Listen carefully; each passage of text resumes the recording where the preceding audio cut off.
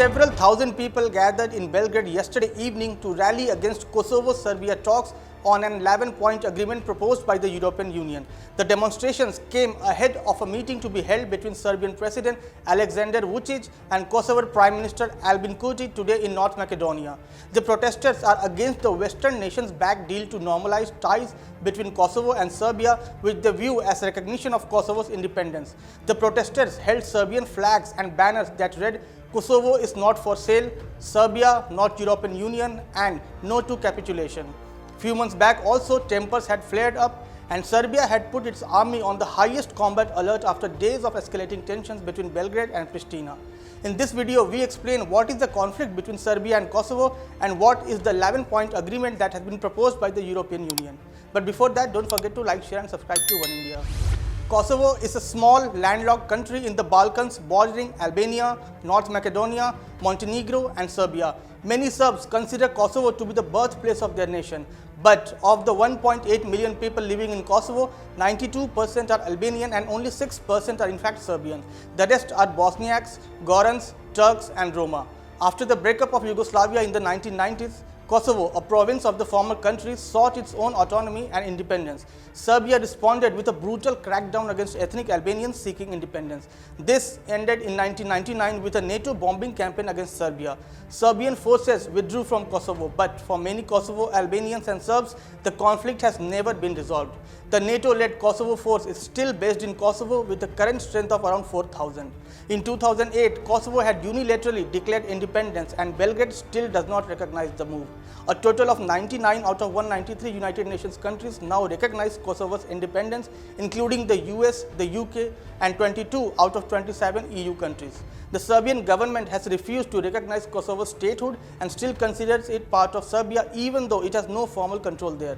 Kosovo, meanwhile, has been looking at getting formal recognition at the United Nations, which is being blocked by Serbia's ally, Russia. Actually, the dispute over Kosovo is centuries old. Serbia cherishes the region as the heart of its statehood and religion. Numerous medieval Serb Orthodox Christian monasteries are in Kosovo. Kosovo's majority, ethnic Albanians, most of whom are Muslim, view Kosovo as their country and accuse Serbia of occupation and repression. Relationships between the Albanian-dominated government and the Serb minority have been strained for years. Tensions in Serb-populated northern Kosovo, a flashpoint in the Western Balkans for decades, had increased few months back too. Kosovo's government wanted to make those in majority ethnic Serb areas swap their Serbian-issued car number plates for Kosovan-issued ones. Some 50,000 people in these areas refused to use Kosovan number plates because they do not recognize Kosovo's independence. During the summer, ethnic Serbs in the northern region of Kosovo, which borders Serbia, barricaded roads and some men reportedly fired shots in protest. Following that, Kosovo's government postponed implementing the new rules. The European Union then mediated an agreement between the two sides, diffusing the tension. Under the deal, Kosovo had to drop its plan to fine holders of Serbian-issued number plates, and Serbia had to stop issuing registrations with the initials of towns in Kosovo. But then, further unrest was triggered by the arrest of a former Serb police officer on 10th of December in northern Kosovo. This had led to a major standoff in the region. Under the new deal, Belgrade stops short of recognizing Kosovo as an independent nation, but agrees to recognize official documentation such as passports, diplomas and license plates.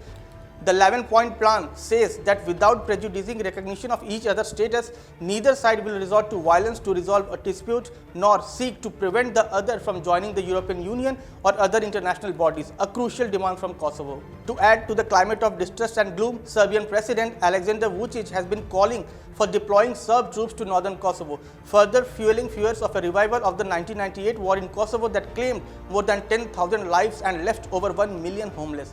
There have been constant international efforts to find common ground between the two former war foes, but no comprehensive agreement has emerged so far. European Union officials have mediated negotiations designed to normalize relations between Serbia and Kosovo since 2012. The negotiations have led to results in some areas, but those advantages gained back in the days are on the verge of being broken down now. We hope you would like this new video. Thank you so much for watching.